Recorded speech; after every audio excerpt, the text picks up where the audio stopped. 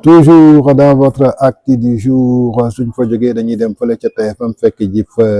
El Hadj Abdourahmane Sow ginnaaw nag bi nga xam ne moom it def na jàngat bu am solo ci li nga tax tey ji régime Pastef plus particulièrement leader u parti Pastef di Mbaye Rapport ak ay nitam nee nañu daal du ñu soutenir li nga xam ne mooy candidature président Macky Sall ndaxte jàpp nañ daal kii di Macky Sall lépp lu fi xew de 2021 ba 2024 ci responsabilité la nekk ci ndoordam la nekk li nga xam ne mooy xale yu ñu faat muy 86 personnes Macky Sall moo leen rey dictature bi nga xam ne moo fi woon Macky Sall ñuy jàppoon tëj leen ci kaso bi ñoom daal tuumal nañu lépp Macky Sall lu waral nag ñu daal di koy tuumal Macky Sall ndax justice moo tranché ndax dañu ubbi enquête en tout cas kii di El Hadj Abdourahmane Sow indi na ci ay leeral nañ ko déglu ji nee naa leen wax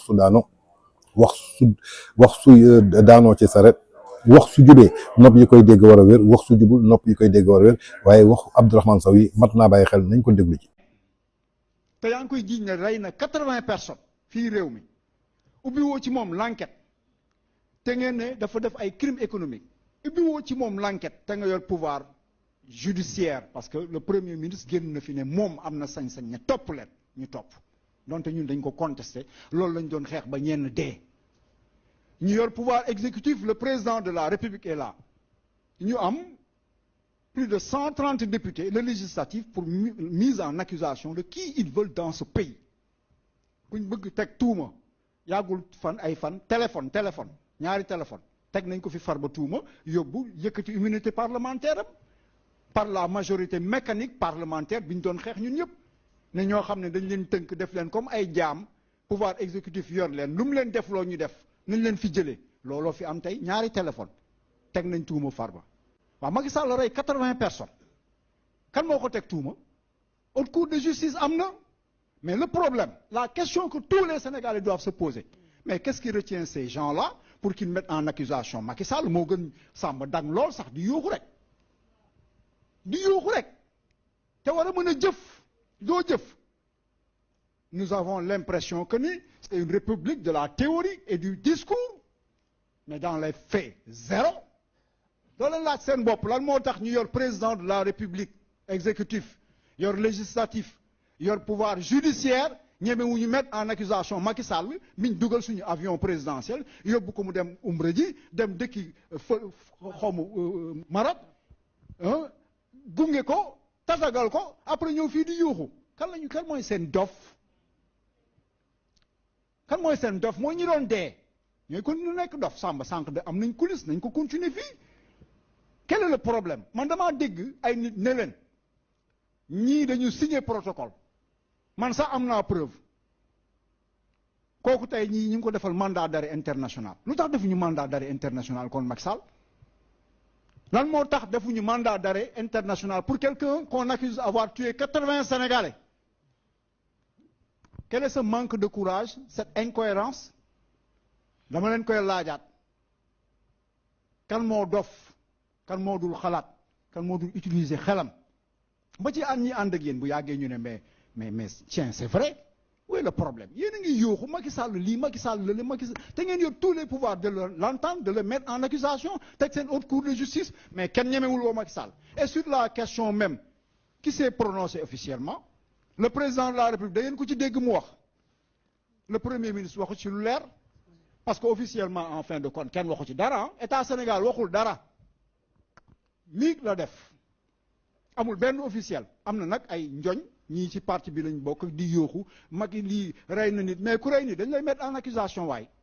dañ la naan da ngaa rey nit ñëw laaj la maintenant buñ nekkee dans le débat de fond en attendant que le pouvoir bi fi nekk wax ci lu ñu mën a dégg mooy d'accord nañ ci wala d'accord nañ ci parce que man li ma jàpp mooy Macky Sall il est libre ah Macky Sall il est libre à la limite il faut même le féliciter de son courage parce que moom jàpp na ne lii muy def yoon la te dina amal njëriñ askan wi ku ci d'accordul nag démocratiquement man tamit d'accord naa nga contre parce que c'est le charme de la démocratie nous sommes dans la mondialisation président beneen dëkk bu dee am na sañ-sañu tabb ko amul benn problème lii problème kay mooy ñi ci d'accordul da ngeen ñuy wax lan moo tax d'accordul leen ci man bu ma wóoroon ne li ngeen di wax dëgg la teg ko ci yoon ma ànd ak yéen ne du ma ci d'accord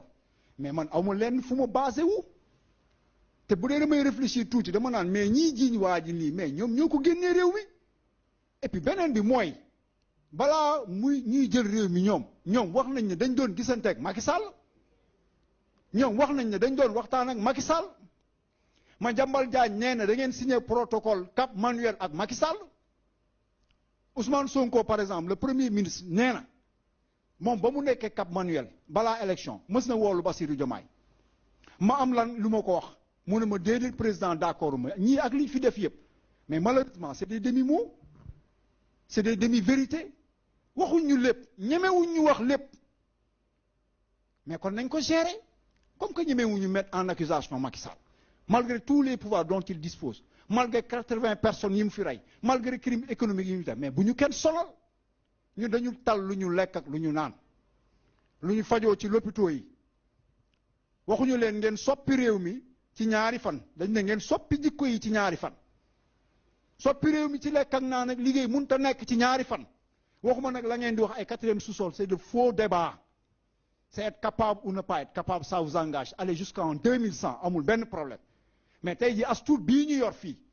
ngeen yaxanal ko commencé ngeen ko ci ay projection mais dans la pratique dugg salle entraîné sol lu rafet ak lekk lu neex ba pare naan ñu muñ leen après ñëw fii di yóoxu naan Macky Sall dafa rey et bu dee sax dañu approfondir la réflexion dama leen wax lu dul dëñ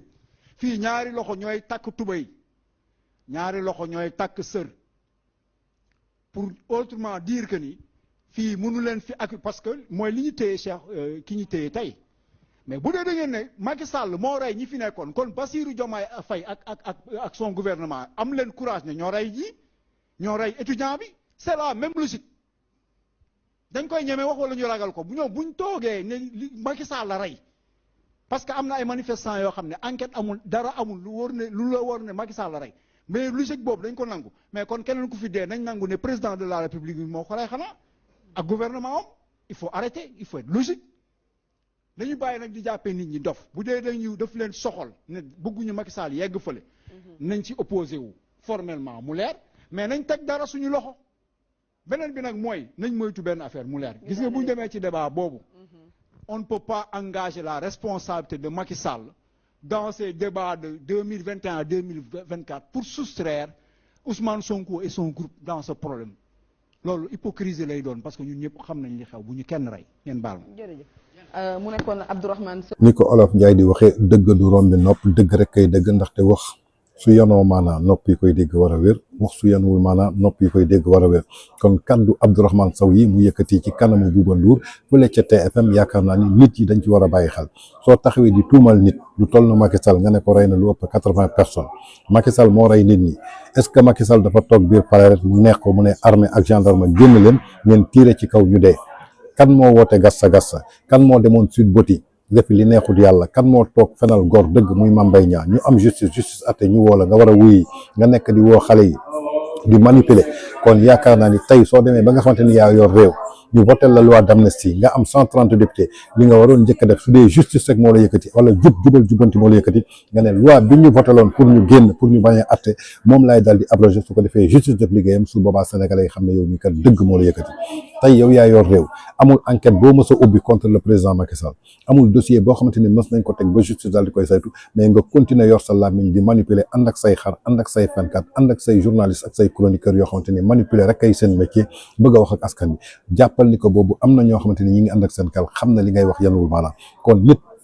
sooy wax dangay wax dëgg ndaxte dëgg la yàlla bëgg nit sooy tuumal nit da ngay am argument mais di tuumal nit te amoo argument je crois que sénégalais yi ñoom ñoo ci war a sonn képp ku koy defati ñu teg la fële ni yàq bu naqari waaye continuer di manipuler nit ñi ñu lay déglu je crois que loolu ci ñàkk fayda la ba Olof Njaay nag nee na bukki su yebee ponkal ci doxalin bi la ndaxte tey ji ñi nga xamante ni tey ji leaderu parti Pastef yàpp na leen bay continuer di manipuler wala di fen wala di tuumal ki nga xamante ni mooy président Macky Sall je crois que ñoom ñoo ko may kon kaddu Doudou Sow yi dafa jar ñu bàyyi ci xel